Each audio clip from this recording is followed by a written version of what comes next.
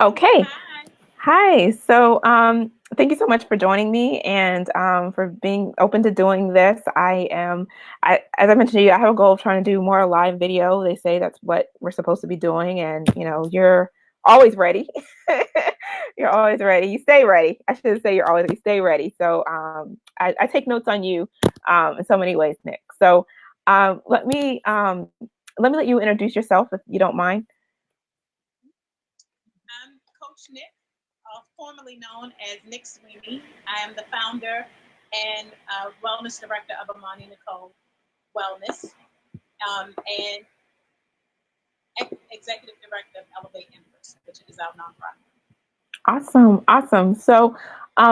With these series and these interviews, I want to show healthcare professionals or my audience. A lot of them are made up of healthcare professionals who have a level of expertise, they have knowledge, but some of them either haven't started their business or thinking about starting their business.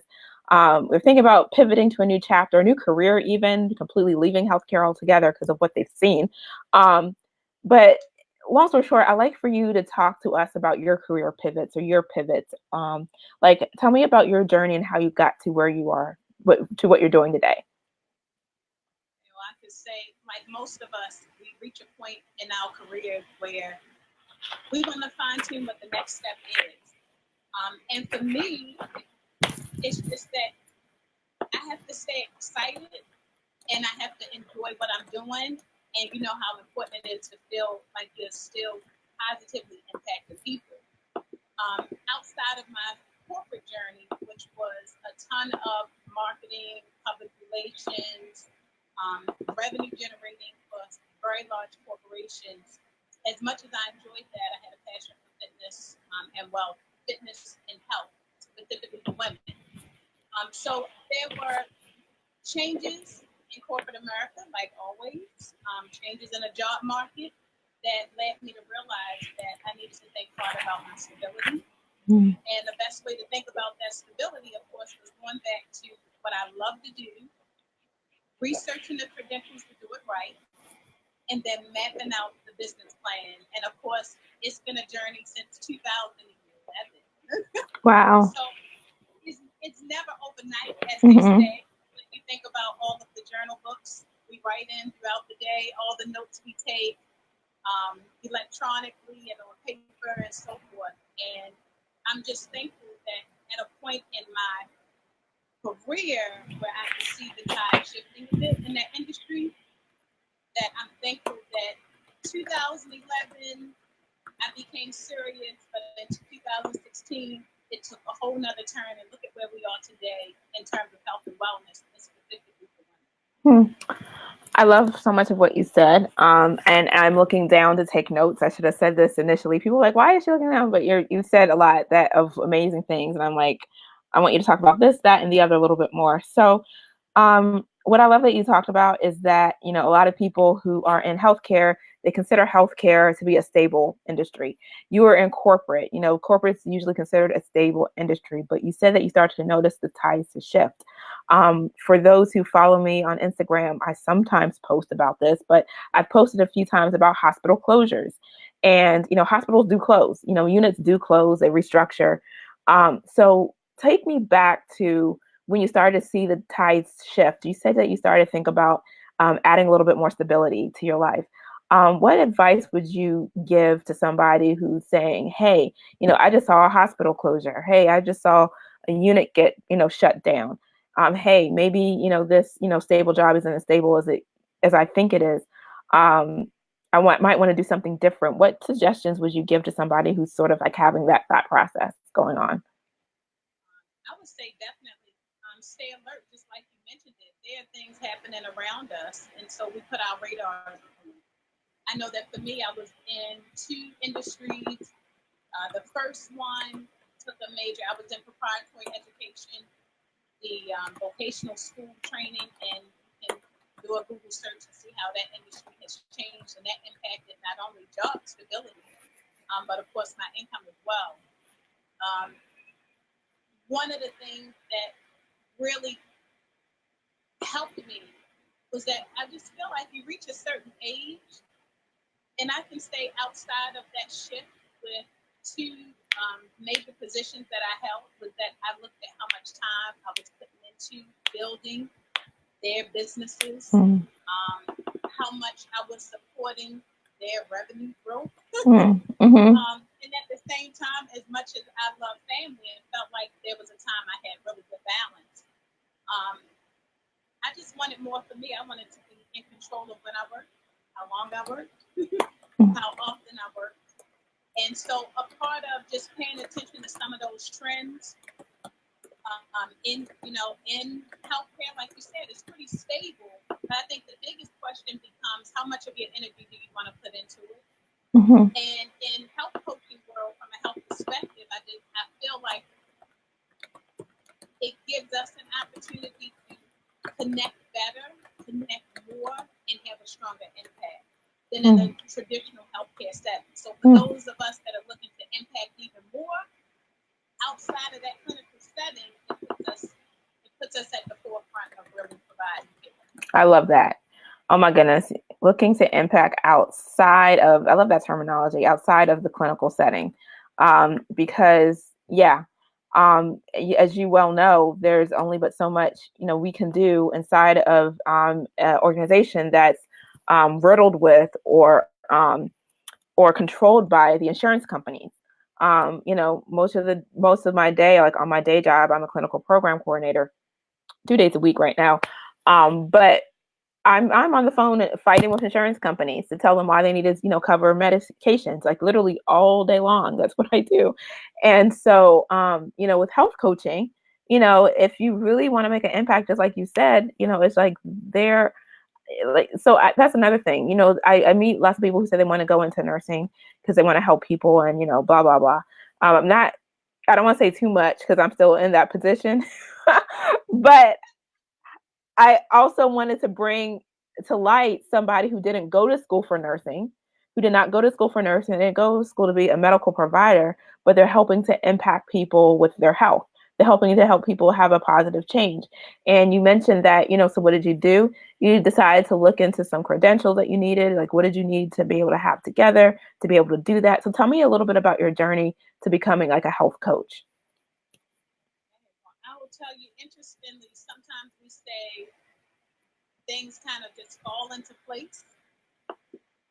I was doing really great as a Zumba instructor, very part-time, but built up quite a bit of a follower participant base. And I decided, well, in 2016, my ladies were always talking about nutrition. Okay, what can I do beyond exercise? And that led me to doing a search. I was actually going to get another fitness certification. But I managed to find Dr. Sears Wellness Institute. Did some research on Dr. Sears and found that, there are a lot of programs out there to become a health coach. And I put that in parentheses because it's broad, as you know. So what led me to Dr. Sears was one, that they actually had 3 different types of certifications. They had a basic family nutrition certification, a postpartum certification, as well as a primetime age, which, as we know, is that 50 plus. And then they had the advanced coaching program. And so I took 3 of the certification tracks and made the advanced coaching program my focus, because that's the behavior psychology of why we even make the decisions that we make. So I found that even putting a bit more nutrition education, which is always good for anybody to have because food is life, but understanding how the mind works, the psychology behind the decisions that we make, stood out even more to me. And the beauty of that program is that it was at the early stages of becoming accredited for what we all know is the National Board of Health Coaching, the NBC. The NBC, I always mess it up, the National Board of Health Coaches. Okay. Awesome. So, oh wow. So tell me about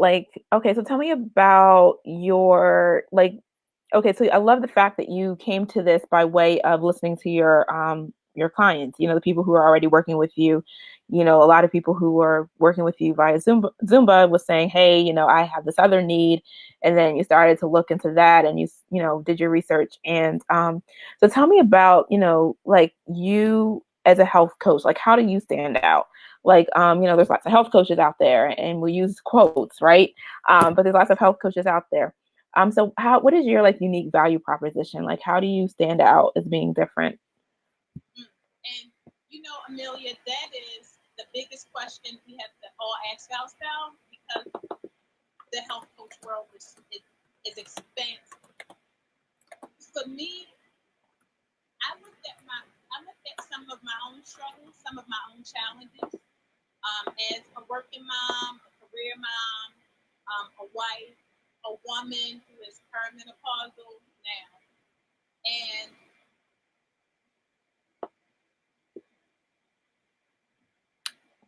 Volume what way can I help up. women do? Mm-hmm. So, two things for me is that our program is really designed to help women focus more so on their time commitment Mm. and their self-care. Because healthy isn't glamorous. I'll just say it. Healthy isn't sexy. It may be trendy, but there has to be an attraction beyond, I know this is something I need to do. So I developed Beautifully Well, which is a holistic approach to getting well. So in our program, Women First is the self-care, and we help them change the mindset by blocking out time. So they actually schedule their self-care sessions. So a session with us incorporates innovation with vibration plate therapy, sauna therapy for detoxification, and then that weekly accountability with nutrition guidance. Never Wow. seen anything else. Wow. Yeah. It sounds like something I need to get on. This is like, no, this is great. So tell me about like, so another thing that I want people to hear about, who are thinking about doing something else is like, how do you mentioned that, you are expert or you have in your past jobs were responsible for generating revenue for other people. A lot of us, in healthcare, we're used to taking care of other people, delivering projects and doing stuff. But when it comes to delivering stuff and doing projects for our own business, it's a little different. So tell me about like how you, not asking for bank accounts, but how do you generate revenue for yourself? How do customers find you? How do you do your own marketing? I mean, again, a lot of my folks are healthcare professionals who didn't go to school for marketing, but how do you bring awareness to, yeah, how do people find out about you? Yeah, the biggest piece, a lot of us, when we say the word sales, it has a bit of a connotation. Like, no, Mm-hmm. I'm not in sales. I just want to help people. Well, really, at the end of the day, it takes that mindset to be successful in business. And we're not talking about the car sales mentality.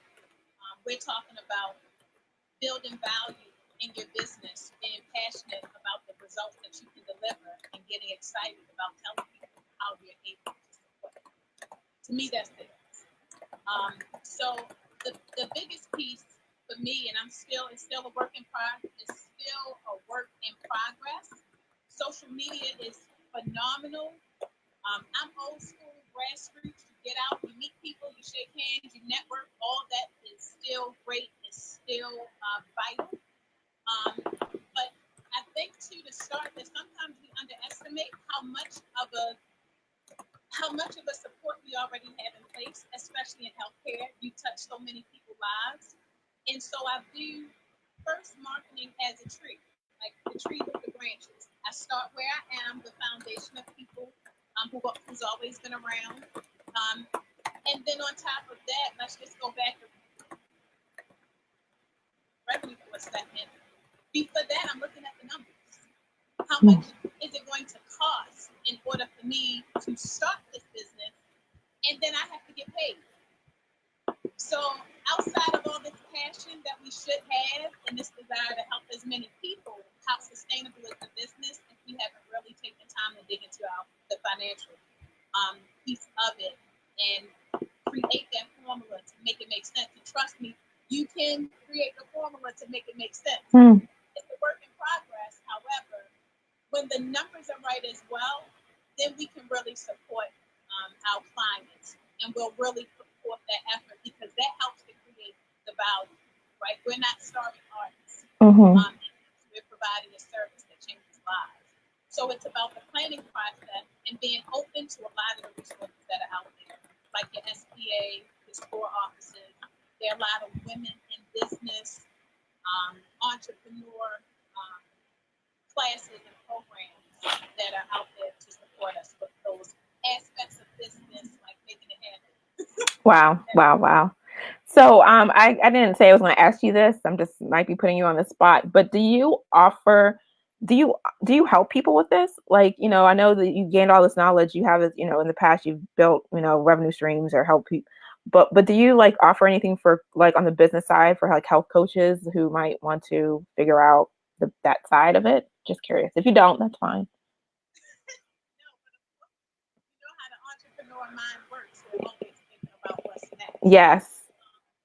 What I will say is that a few months ago, we actually had a women in business networking event, and that was like just to get an idea of how many people would actually be interested in sitting down and opening up that dialogue, and that was phenomenal. I would definitely say I'm always looking for opportunities to encourage other coaches because honestly, when I first became a coach, what I struggled the most with was not helping people. It was building a business that could be profitable. And I linked on with quite a bit of influencers, and at the end of the day, that worked, but I needed a mentor. So to answer your question, the short answer is yes. It's in progress. And on the second side, it's really with everything. It's about setting up the time and actually creating a program where it's not just Nick is here for one day. I'm going to do a training. This is what we're going to talk about, and then I disappear because I'm managing other aspects of the business. So I want to be able to position it in a way where it is there's some consistency to being able to provide this support. So listeners, if you're listening and you're like, wow, I need her just to come into my coaching business and turn stuff around and set up blah, blah, blah, and do all this. So I just have to say, put a pin on that. Not yet. But do follow Coach Nick on all of the social media platforms that she's on. You're mostly on Facebook. Is that right? Yeah, Facebook, Instagram, we're building that up. Okay. Okay, so definitely follow so you can catch her pivots because this lady, she pivots, she moves, she changes, she shifts. So so watch it. So just follow her on everything closely. And before we wrap up, you sort of mentioned something, by the way, I want to talk a little bit more about. I love collaborations, right? I am a busy person. I don't have time to live my life on Snapchat or do all that stuff. So one of the ways I like marketing is partnering with people who have large audiences of folks that I can help. And you mentioned, partnering with influencers. So can you share quickly about if you have found collaborations to be helpful for your business, or are you just doing one by one marketing, onesie twosies? Tell me a little bit more about your experience with collaborations. We used to say, and some still say, it takes a village. That still applies in businesses that are successful because businesses start in every day. I learned the hard way a little bit with trying to just hold on to what I have going on. I'm just going to be this solopreneur getting it all done. But what I found in this past year, how important collaborations are, because one, you are so much stronger with the link and the support of others. If you are innovative in your approach to health coaching, nobody is a threat. There are billions of people on the planet.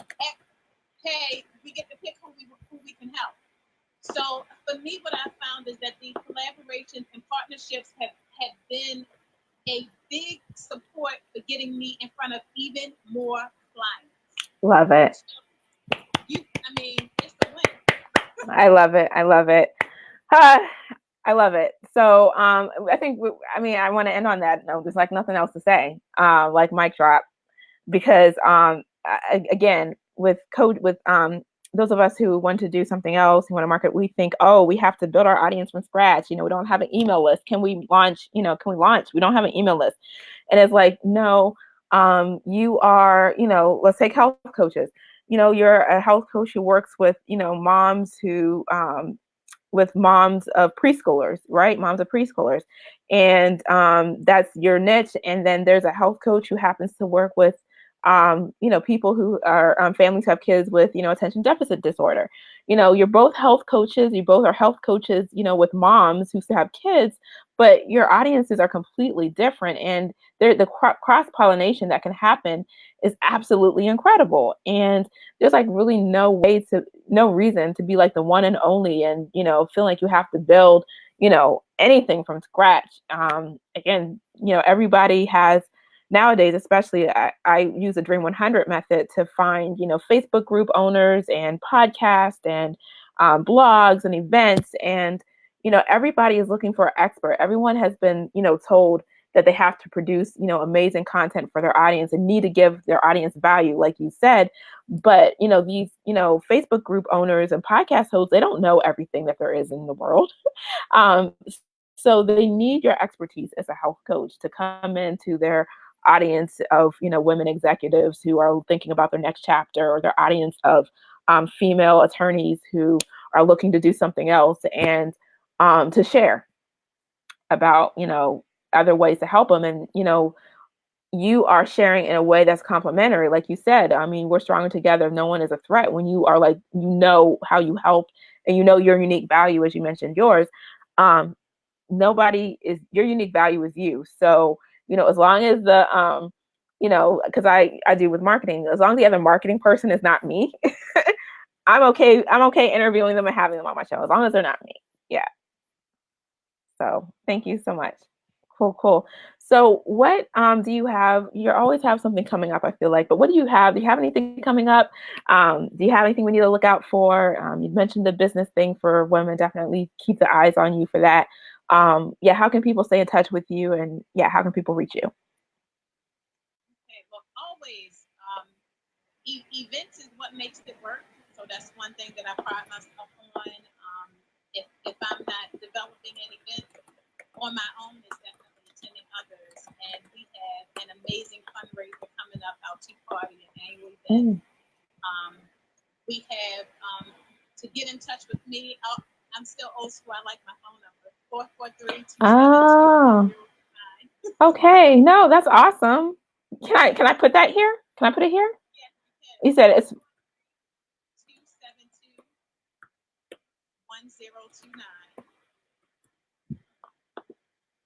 all right. Wow, that's what's up. You're like the first person ever. I've been doing these interviews for years. I have put it. No, no, it's good. No, it's good because these days, to be quite honest, out here in these internet streets, sometimes people show up one day, and then not the other. But here you have a phone number, people can reach you. And some people just want to have someone to talk to be quite honest. I mean, sometimes like websites and buying stuff can be confusing, and there can be lots of steps. And it's like, and sometimes I'm like looking for a phone number. Can I just call somebody and just, you know, help them walk me through literally to the cash register, and just really, sometimes just like a lot of choices to make.